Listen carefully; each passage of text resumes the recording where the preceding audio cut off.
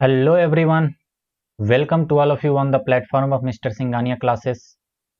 तो पिछली क्लास में हम लोग प्लेन मिरर की बातें कर रहे थे और आज मैं आप लोगों को स्पेरिकल मिरर शुरू करूंगा। लेकिन उससे पहले प्लेन मिरर पर जो सवाल मैंने आपको दो होमवर्क दिए थे, पहले एक बार उसको डिस्कस कर लेते हैं, उसके बाद फिर स्पेरिकल मिरर शुरू करेंगे। ओके। अच्छा, एक छोटी सी बात मुझे ये कहनी है कि आप लोग जो भी पढ़ रहे हैं रिवाइज जरूर कीजिएगा। उससे भी ज्यादा इंपॉर्टेंट है कि पहले नोट्स जरूर बनाइएगा। देखिए, अगर आप जो भी पढ़ रहे हैं, जो भी कहीं से भी पढ़ रहे हो, नोट्स नहीं बनाते हैं तो समझिए कि आप अपने पैरों पर कुल्हाड़ी मार रहे हैं। मतलब सबसे ज्यादा जरूरी है नोट्स बनाना।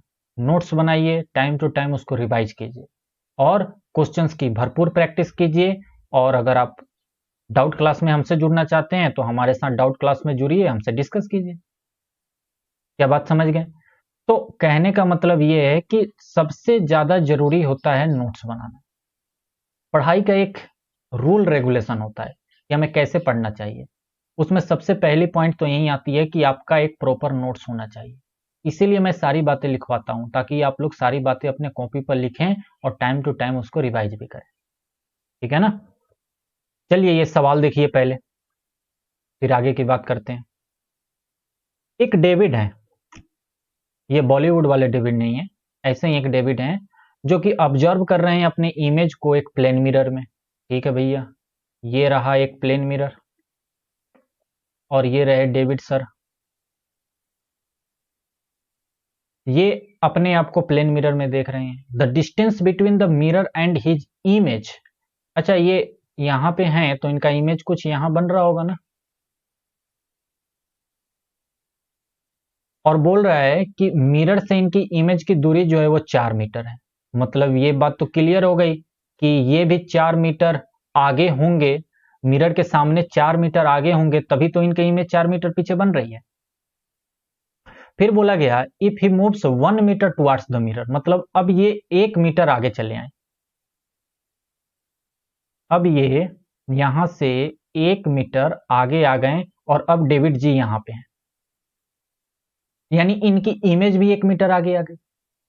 अरे, जितनी दूरी पे ऑब्जेक्ट रहता है प्लेन मिरर से, उतनी ही दूरी पर तो उसकी इमेज बनती है पीछे। तो यानी कि अब डेविड की इमेज भी 1 मीटर आगे आ गई। तो बोला गया है कि बताओ distance between David and his image. तो डेविड अब यहां है और यहां से यहां की दूरी 3 मीटर, क्योंकि 1 मीटर आगे आ गए। तो इनके इमेज भी 1 मीटर आगे आ गया, यानी ये भी 3 मीटर, यानी कि टोटल दूरी हो गई 6 मीटर, जो कि आपका आंसर हो गया। बहुत इजी सवाल था, सभी लोगों ने किया होगा। दूसरा सवाल देखिए। The rear view mirror of a car is plane mirror. A driver is reversing his car at a speed of 2 meters per second. The driver sees in his rear view mirror the image of a truck parked behind his car. तो speed बताना है, image of the truck appears to approach driver. देखिए सवाल क्या है। सवाल ये है कि एक कार है, ये है आपकी कार। इस कार में पीछे देखने के लिए प्लेन मिरर लगा हुआ है। जब इस प्लेन मिरर में ड्राइवर ने देखा कि एक ट्रक यहां पे पार्कड है, प्लेन मिरर में उसने क्या देखा था कि एक ट्रक पार है यहां पे, और ये अपनी कार को पीछे की तरफ 2 मीटर पर सेकेंड से बैक कर रहा है। ये इसके आगे का हिस्सा है, ठीक है ना। और ये अपनी कार को क्या कर रहा है, 2 मीटर पर सेकेंड से पीछे की तरफ बैक कर रहा है। अच्छा, जब कार अपनी जगह खड़ी थी तो ड्राइवर क्या देख रहा था कि अपने शीशे में देख रहा था कि ट्रक भी अपनी जगह पार्कड है, मतलब ट्रक भी अपनी जगह खड़ी है। अब ड्राइवर जब पीछे की तरफ 2 मीटर जाएगा 2 मीटर पर सेकेंड से, तो ट्रक भी उसको मिरर में 2 मीटर पर सेकेंड से इधर आती हुई दिखाई देगी। बताइए दिखाई देगी कि नहीं? 2 मीटर पर सेकेंड से ट्रक भी इधर आएगी ना, मिरर के रिस्पेक्ट में, मिरर में और उसके इमेज में।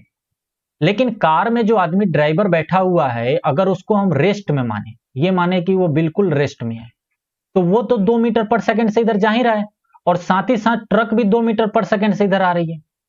यानी कि ड्राइवर को कुल टोटल ऐसा लगेगा कि ट्रक जो है सो 4 मीटर पर सेकंड से उसकी तरफ आ रही है। पहले ड्राइवर जो था वो बिल्कुल स्थिर था, उसने एक पीछे ट्रक देखा था कि ट्रक एक पार्कड है, मतलब ट्रक जो है सो कहीं पर रखा हुआ है।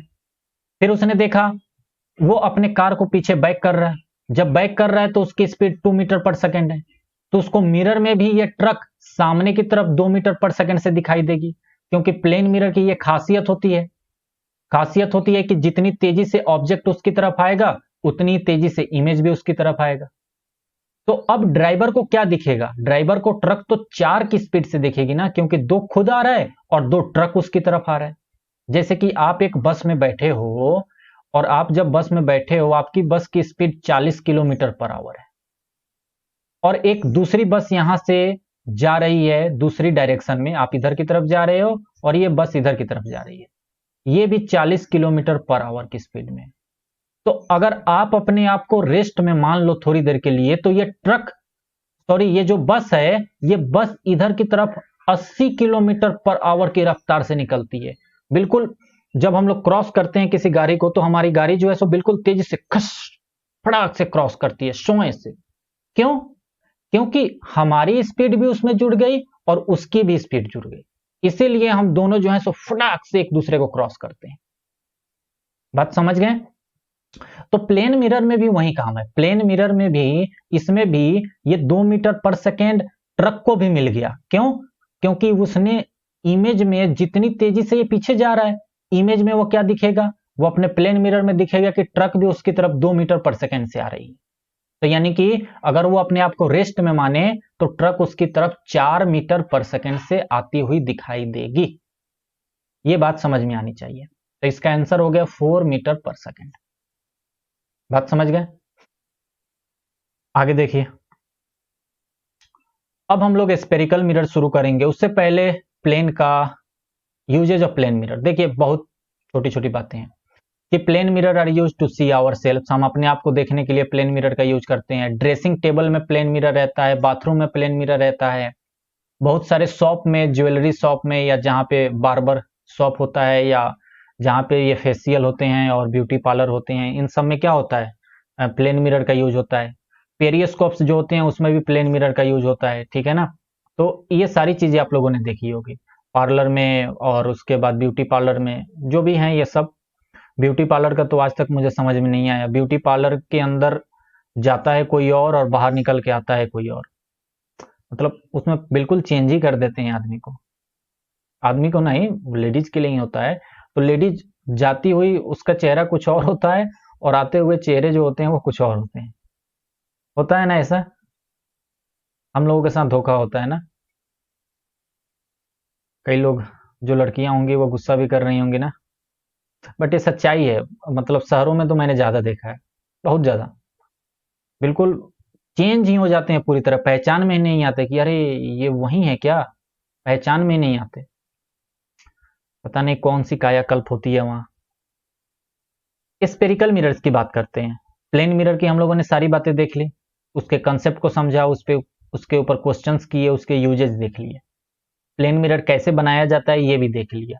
वैसे हमने मिरर बनाने का तरीका बता दिया, चाहे वो प्लेन मिरर हो चाहे स्पेरिकल मिरर। स्पेरिकल मिरर की बात करते हैं। स्पेरिकल मिरर ऐसे मिरर होते हैं जिनका रिफ्लेक्टिंग सरफेस स्पेरिकल हो। It is a part of A hollow sphere of glass. मतलब जो स्पेरिकल मिरर होता है वो कहां से बनता है? वो एक हॉलो स्फीयर, ग्लास के एक हॉलो स्फीयर का पार्ट होता है। जैसे समझिए, एक मान के चलिए एक फुटबॉल है, फुटबॉल जैसा हॉलो स्फीयर ग्लास, मतलब ग्लास का एक स्फीयर लो जो कि अंदर से हॉलो हो, खाली हो, यानी कि जैसे कि फुटबॉल। तो फुटबॉल है, अंदर से खाली है, ये मान लीजिए ग्लास है फुटबॉल जैसा। यहां से कट करो और इस वाले पार्ट को इधर लेकर आ जाओ, यहां से कट करो और इस वाले पार्ट को इधर लेकर आ जाओ। आगे, अब ये ग्लास है ना, स्पेरिकल शेप में ग्लास कट गया ना। अब देखिए ग्लास ये जो कट गया, इस ग्लास को अब क्या करो, एक तरफ से पेंट कर दो, क्योंकि एक तरफ से पेंट करोगे तभी तो ये मिरर बन पाएगा। तो इसको क्या करो, पीछे से एल्युमिनियम या सिल्वर की पेंटिंग कर दो और उसके ऊपर रेड कलर का पेंट कर दो। बताया था ना मैंने मिरर कैसे बनाते हैं। तो ये आपका अंदर वाला पार्ट जो है ये रिफ्लेक्शन के काम का हो जाएगा। अंदर वाला पार्ट क्या हो जाएगा, रिफ्लेक्शन के काम का यूज हो जाएगा। इस तरीके के मिरर को हम लोग बोलते हैं कॉनकेव मिरर। देखिए केव मतलब गुफा, यानी कि गुफा मतलब कोई चीज ऐसी गुफा जैसी। तो ये अंदर की तरफ का जो पार्ट रिफ्लेक्शन का यूज होगा उसको हम लोग कॉनकेव बोलेंगे, क्योंकि केव मतलब गुफा। ठीक है ना, नाम से याद रखिएगा। कॉन्वेक्स मिरर, क्या करो ये अंदर वाले पार्ट को अब पेंट कर दो। क्या करो अब अंदर वाले पार्ट को पेंट कर दो और इसके ऊपर रेड पेंट फिर से चढ़ा दो। अब रिफ्लेक्शन के लिए कौन सा पार्ट यूज होगा, ये जो बाहर है आउटवर्ड है, ठीक है ना, ये रिफ्लेक्शन के लिए यूज होगा। यहां पे रिफ्लेक्शन के लिए इनवर्ड वाला पार्ट यूज हो रहा था। तो जिसमें इनवर्ड वाला पार्ट यूज हो उसको कॉनकेव बोलेंगे, और जिसमें आउटवर्ड वाला पार्ट रिफ्लेक्शन के लिए यूज हो उसको हम लोग कॉन्वेक्स बोलेंगे। तो ये बात समझ में आ गई ना, कि अगर एक हॉलो स्फीयर हमारे पास हो, अगर एक हॉलो स्फीयर हो तो उस स्फीयर से हम लोग कॉनकेव और कॉन्वेक्स कैसे बनाएंगे, ये बात समझ गए। आगे चलिए। तो वही बात लिखी गई है कि स्पेरिकल मिरर जो होते हैं, it is a part of A hollow sphere of glass. दो तरीके के होता है, एक तो कॉनकेव मिरर होता है और दूसरा कॉन्वेक्स मिरर। कॉनकेव मिरर को कन्वर्जिंग मिरर भी बोला जाता है। कन्वर्जिंग का मतलब आप लोगों को मैंने बताया था। कन्वर्जिंग का मतलब होता है सारी की सारे लाइट्स आफ्टर रिफ्लेक्शन एक पॉइंट पर मिल जाए। एक पॉइंट पे सारी की सारी जब लाइट्स की रेज रिफ्लेक्ट होने के बाद मिल जाएंगी तो उसको हम लोग कहेंगे कि कन्वर्ज हो गया, सारी लाइट एक जगह आकर इकट्ठा हो गई, कन्वर्ज हो गई। तो कॉनकेव मिरर जो है सो कन्वर्जिंग नेचर का होता है, वो सारी लाइट को एक जगह इकट्ठा कर देता है। एमसीक्यू में इस टाइप के पूछे जा सकते हैं। तो कॉनकेव मिरर क्या होता है, ऐसा मिरर जिसका रिफ्लेक्टिंग सरफेस कर्व्ड इनवर्ड हो। जैसे अभी मैंने बताया ना, ये देखिए ये वाला पार्ट है कर्व्ड इनवर्ड अंदर की तरफ, इसी का यूज करके हम लोग रिफ्लेक्शन करेंगे, तो इसको हम लोग बोलेंगे कॉनकेव मिरर। कॉन्वेक्स मिरर क्या होता है, जो डाइवर्जिंग नेचर के हों। डाइवर्जिंग नेचर का मतलब होता है कि सारी लाइट्स को एक पॉइंट, मतलब कि एक पॉइंट पे गिरने के बाद रिफ्लेक्शन होने पे सारी लाइट को चारों तरफ फैला दे। ठीक है ना, मतलब एक पॉइंट से चारों तरफ लाइट फैल जाए, ऐसे डाइवर्ज हो जाए, चारों तरफ स्प्रेड हो जाए, इसको डाइवर्जिंग नेचर बोलते हैं। तो कॉन्वेक्स मिरर जो होगा वो डाइवर्ज कर देगा, सारी लाइट को क्या करेगा, डाइवर्ज कर देगा। एक पॉइंट से ऐसा लगेगा कि सारी लाइट इधर उधर जा रही है। जैसे कि हमारा मोबाइल होता है, ये हमारा मोबाइल है, तो मोबाइल का एक छोटा सा फ्लैश होता है ना, छोटा सा फ्लैश होता है, या टॉर्च में भी बहुत छोटा सा बल्ब लगा होता है, लेकिन वो क्या करता है, लाइट को चारों तरफ फैला देता है, तो ये डाइवर्ज कर देता है। और कन्वर्जिंग का मतलब जैसे कि लेजर लाइट, लेजर लाइट जो होती है बिल्कुल सारी की सारी लाइट को एक पॉइंट पे डाल देती है, कन्वर्ज कर देती है, तो उसको कन्वर्जिंग मिरर बोलेंगे और इसको डाइवर्जिंग मिरर बोलेंगे। ओके। और कॉन्वेक्स मिरर क्या बोलते हैं, जो कि कर्व्ड आउटवर्ड वाला पार्ट रिफ्लेक्शन के लिए यूज हो। देखो ये जो कर्व्ड आउटवर्ड है, बाहर की तरफ है, इसका यूज हम लोग रिफ्लेक्शन के लिए करें, उसको हम लोग कॉन्वेक्स मिरर बोलेंगे। ओके, आगे चलिए। कॉनकेव मिरर को थोड़ा सा डिटेल में देखते हैं। आइए, मैंने अभी बोला कि अगर एक ग्लास का, हॉलो ग्लास का स्फीयर हो, उससे हम लोग कॉनकेव मिरर बनाते हैं। ठीक है ना, देखिए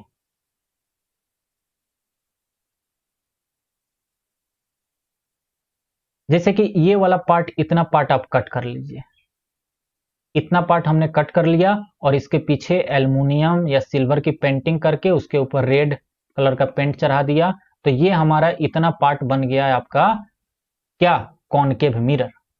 अब इतना पार्ट हमारा कॉनकेव मिरर बन गया। अच्छा, ये जो हॉलो स्फीयर है, इसका कुछ ना कुछ यहां सेंटर होगा। स्फीयर का, सर्कल का सेंटर होता है, रेडियस होता है, तो यानी कि कुछ ना कुछ इसका रेडियस भी होगा, यहां से लेके यहां तक रेडियस होगा। तो जब अब हम मिरर की बात करेंगे तो यहां पे टर्मिनोलॉजी जो है वो थोड़े से चेंज हो जाते हैं, थोड़ा सा। क्या हो जाएगा देखिए, जो ये सेंटर होगा इसको अब हम लोग सेंटर ऑफ कार्वेचर बोलेंगे।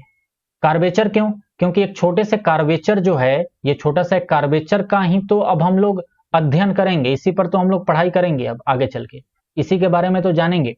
तो इसी स्पेयर से ये बना है, ये जो कॉनकेव मिरर हम बनाए हैं इसी स्पेयर का पार्ट है, तो यानी कि इसी स्पेयर का सेंटर ही इसका भी सेंटर होगा, तो उसको हम लोग सेंटर ऑफ कार्वेचर बोलेंगे। इसी स्पेयर का रेडियस ही इस मिरर का रेडियस होगा, जिसको हम लोग रेडियस ऑफ कार्वेचर बोलेंगे। इस मिरर का जो सबसे मिडिल पॉइंट होगा, इस मिरर का जो सबसे ये मिडिल पॉइंट होगा, इस मिडिल पॉइंट को हम लोग पोल बोलते हैं। इस मिडिल पॉइंट को हम लोग क्या बोलते हैं? पोल। अब देखिए, पोल जो होता है ये बिल्कुल मिरर के बीच में होता है और मिरर पे ही लाई करता है। ऐसा नहीं होगा कि कहीं इधर इधर पोल होगा। पोल कहां होगा? मिरर के ऊपर होगा, ठीक है ना। इसी के ऊपर लाइज करेगा, बीचों बीच लाइज करेगा, जो भी स्पेरिकल मिरर जितने भी बड़े कर्वेचर का हमने लिया है।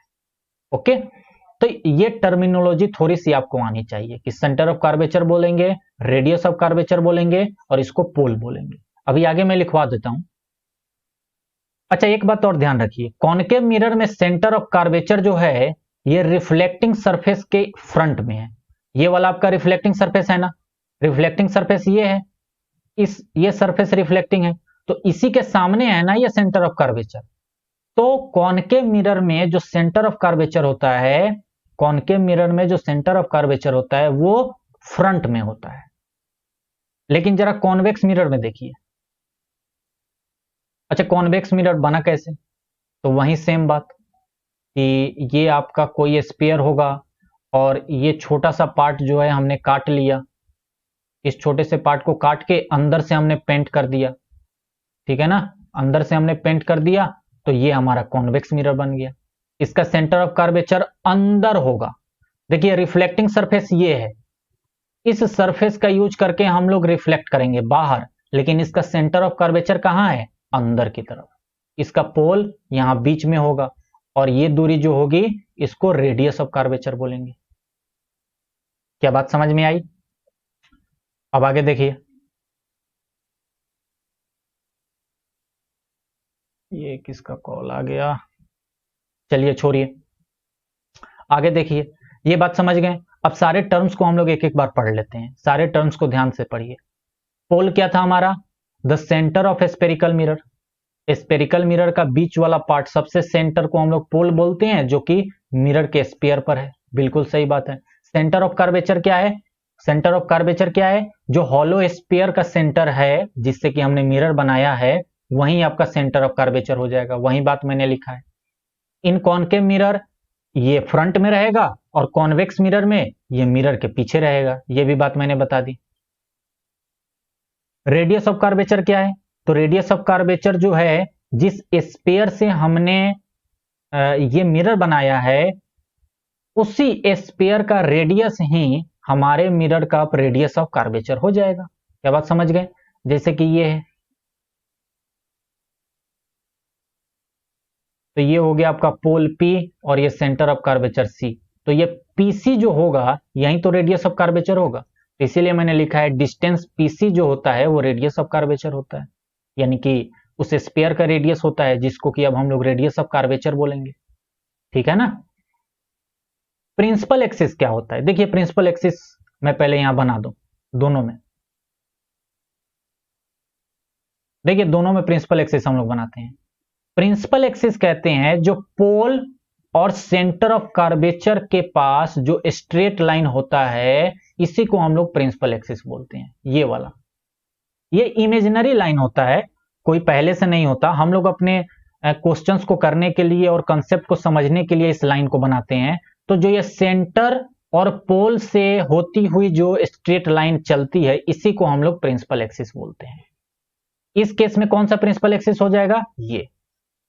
ये हो जाएगा आपका प्रिंसिपल एक्सिस। तो प्रिंसिपल एक्सिस क्या होता है? जो a straight line passing through the centre of curvature and pole. क्या बात समझ गए?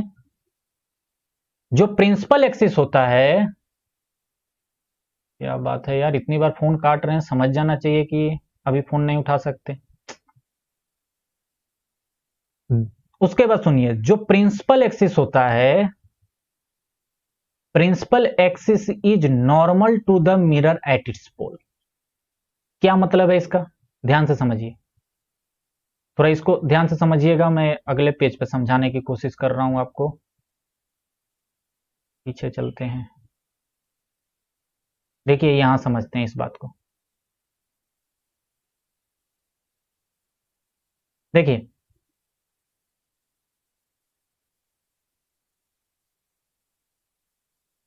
ये जो आपका कोई भी स्फीयर होता है ना, कोई भी स्फीयर या सर्कल, अगर आप परपेंडिकुलर इस पे डालोगे, इस पे अगर आपने परपेंडिकुलर डाला, तो वो 100% है कि वो सेंटर ऑफ कर्वेचर से ही पास होगा, मतलब कि उस स्फीयर या सर्कल के सेंटर से ही पास होगा।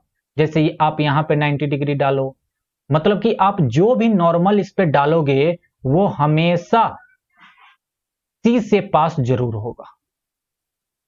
क्या बात समझ गए?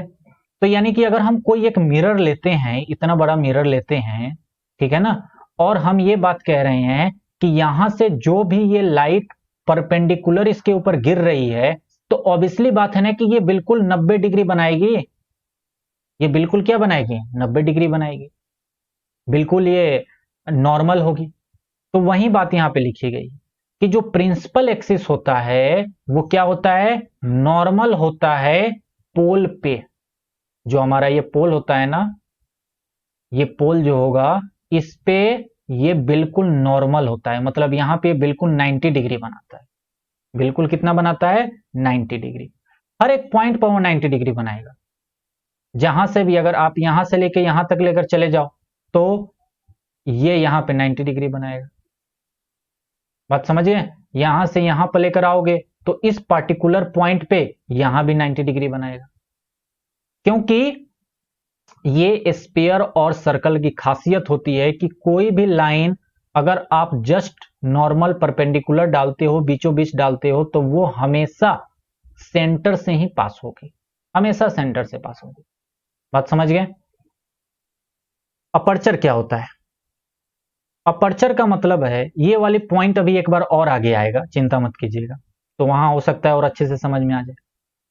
अपर्चर का मतलब होता है मिरर का वो पोर्शन, मिरर का वो पोर्शन जिसका हम लोग यूज करते हैं रिफ्लेक्शन ऑफ लाइट के लिए।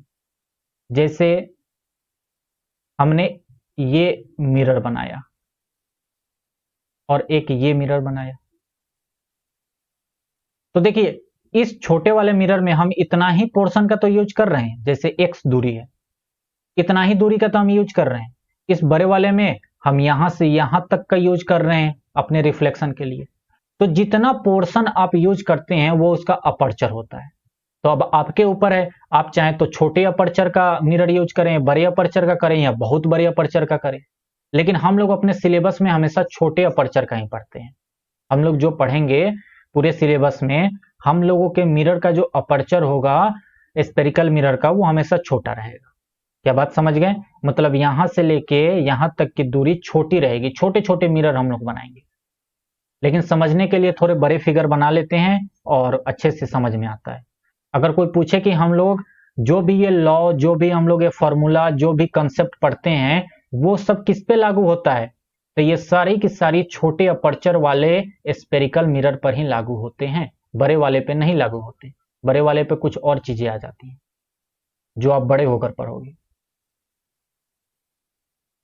अच्छा, इस कंसेप्ट को आप जरा ध्यान से देखिएगा, ये कंसेप्ट बहुत इंपॉर्टेंट है, कई बार चीजें इसमें समझ में नहीं आती। जरा ध्यान से देखिए, सुनिए मेरी बात। मैंने आपको कन्वर्जिंग और डाइवर्जिंग का मतलब समझाया था, अगर वो समझ में आया होगा तो ये कंसेप्ट आसानी से समझ में आ जाएगा। प्रिंसिपल फोकस या सिंपली फोकस किसे कहा जाता है, ये बात है। देखिए, जो भी रेज, इंसिडेंट रे आएगी ऑब्जेक्ट से या कहीं से, अगर वो प्रिंसिपल एक्सिस के पैरेलल है, जो भी रे आई, अगर वो प्रिंसिपल एक्सिस के पैरेलल है तो रिफ्लेक्शन के बाद, after reflection, converge eight A point in concave mirror, concave mirror में वो एक पॉइंट पे कन्वर्ज हो जाएगी, and appears to diverge from a point in convex mirror, यानी कि कॉन्वेक्स मिरर में एक पॉइंट से डाइवर्ज होती हुई हमें नजर आएगी। इस बात को जरा आप डायग्राम से समझिए और अच्छे से समझ में आएगा। सबसे पहले कॉनकेव मिरर की बात करते हैं। देखिए,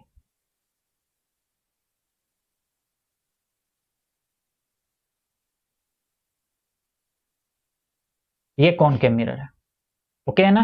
ये आपका प्रिंसिपल एक्सिस है, यानी कि ये आपका पोल हो गया और ये आपका सेंटर ऑफ कर्वेचर हो गया।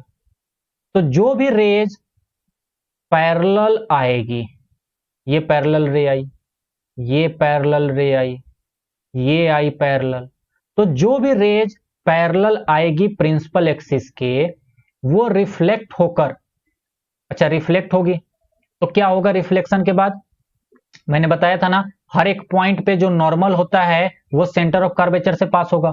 मतलब नॉर्मल जो होगा वो ऐसे होगा, देखिए ये है आपका नॉर्मल, बात समझ गए। इस पॉइंट पे नॉर्मल कैसे होगा, इस पॉइंट पे नॉर्मल ऐसे होगा जो कि सेंटर ऑफ कर्वेचर से पास हो। इस पॉइंट पे नॉर्मल कैसे होगा, ऐसे होगा जो सेंटर ऑफ कर्वेचर से पास हो। तो यानी कि इस इंसिडेंट रे का रिफ्लेक्टेड रे कुछ ऐसे होगा, angle I equal to angle R बनाते हुए, ठीक है ना। इस इंसिडेंट रे का रिफ्लेक्टेड रे कुछ ऐसे होगा, angle I equal to angle R बनाते हुए, और इसका भी कुछ ऐसे ही होगा, angle I equal to angle R बनाते हुए, ठीक है ना। ये यहां से, ये यहां से रिफ्लेक्ट हो जाएगी।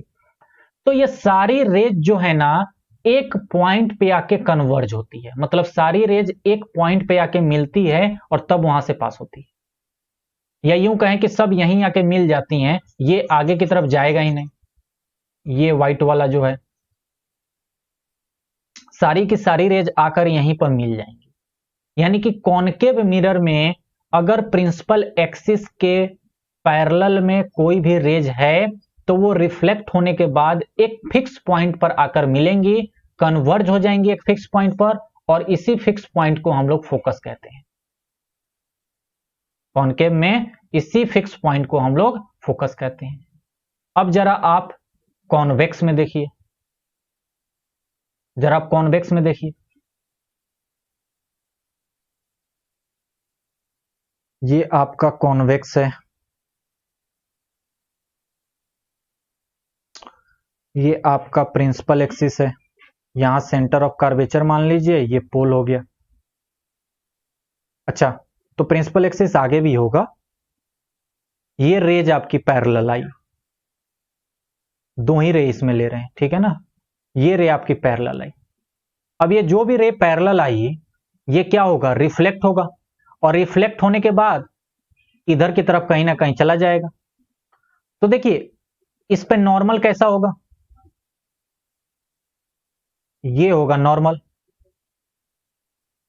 इस पॉइंट पे नॉर्मल कैसे होगा, ऐसे होगा। क्यों, क्योंकि सारे नॉर्मल जो होते हैं वो सेंटर ऑफ कर्वेचर से पास होंगे। तो यानी कि angle I equal to angle R करते हुए इसको रिफ्लेक्ट कर लो, ये लो हमने रिफ्लेक्ट कर लिया, इसको भी रिफ्लेक्ट कर लो। तो आप देख रहे हैं चारों तरफ डाइवर्ज हो जा रही हैं, चारों तरफ जो है सो रेज ऐसे डाइवर्ज हो जा रही हैं। लेकिन जब इनको पीछे लेकर जाओगे, इनको इस डाइवर्जिंग रेज को जब पीछे लेकर जाओगे तो ऐसा लगेगा कि ये एक पॉइंट से डाइवर्ज हो रही हैं। और भी रेज बनाओगे तो सारी रेज इसी से पास होंगी, सारी की सारी ऐसा लगेगा कि अंदर एक पॉइंट था, उसी पॉइंट से सारी रेज डाइवर्ज हो रही हैं। आप जब स्केल से बनाओगे तो बहुत अच्छा डायग्राम बनेगा, ठीक है ना। तो स्केल से बना के देखिएगा एक बार, ये angle I equal to angle R करते हुए बनाइएगा और उसको पीछे लेकर जाइएगा, देखिएगा 100% वो एक ही पॉइंट पर मिलेगा, और जिस एक पॉइंट पर मिलेगा उसी को हम लोग फोकस कहेंगे। तो इसीलिए इसमें लिखा जाता है कि appears to diverge from a point in convex mirror, हमें अपीयर होगा, हमें लगेगा कि एक पॉइंट से सारी रेज डाइवर्ज हो रही हैं, चारों तरफ जा रही हैं। क्या बात समझ गए? आगे देखिए, यहां से यहां तक की दूरी, मतलब फोकस से लेके पोल तक की दूरी, फोकस से लेके पोल तक की दूरी को हम लोग फोकल लेंथ कहते हैं, जिसको कि स्मॉल एफ से लिखा जाता है। सेम वही कहानी यहां भी, यहां से यहां तक की दूरी को एफ कहा जाएगा, यानी फोकल लेंथ। पोल से लेके फोकस की दूरी को हम लोग क्या कहेंगे? Focal length. अच्छा, ये जो फोकस होगा ये हमेशा पोल और सेंटर ऑफ कर्वेचर के बीचों बीच होगा। ये फोकस जो होगा ये हमेशा पोल और सेंटर ऑफ कर्वेचर के बीचों बीच होगा। जैसे देखिए, ये इधर की तरफ है, तो ये आपका सेंटर ऑफ कर्वेचर, ये आपका पोल, तो फोकस जो होगा जस्ट बीच में होगा। ठीक है ना? तो यानी यहां से यहां तक की दूरी एफ हो गई, और हम लोग जानते हैं यहां से यहां तक की दूरी रेडियस ऑफ कर्वेचर होती है, यानी कि एफ क्या होगा? रेडियस ऑफ कर्वेचर का आधा होगा। फोकल लेंथ क्या होगा? रेडियस ऑफ कर्वेचर का आधा होगा। या इसको ऐसे भी कह सकते हैं कि R इक्वल टू 2F, यानी कि रेडियस ऑफ कर्वेचर जो होगा वो फोकल लेंथ का 2 गुना होगा। कॉन्वेक्स में कैसे होगा? ये आपका सेंटर ऑफ कर्वेचर, ये आपका पोल, और ये आपका फोकस। क्या बात समझ गए? तो यानी कि यहां से यहां तक की दूरी F है, और यहां से लेके यहां तक की दूरी R है। तो सेम वही कहानी, सेम यही कहानी कि जो F होगा वो R/2 होगा, यानी R इक्वल टू 2F। क्योंकि बीचों बीच जब रहेगा फोकस, जब पोल और सेंटर ऑफ कर्वेचर के बीचों बीच रहेगा, तो जाहिर सी बात है ना, रेडियस का वो आधा होगा। इसमें तो कुछ समझने की बात ही नहीं है। तो वो रिलेशन याद वही मैंने लिख दिया है कि spherical mirror of small aperture, ध्यान रखिएगा स्मॉल अपर्चर के लिए सारी बातें हो रही हैं।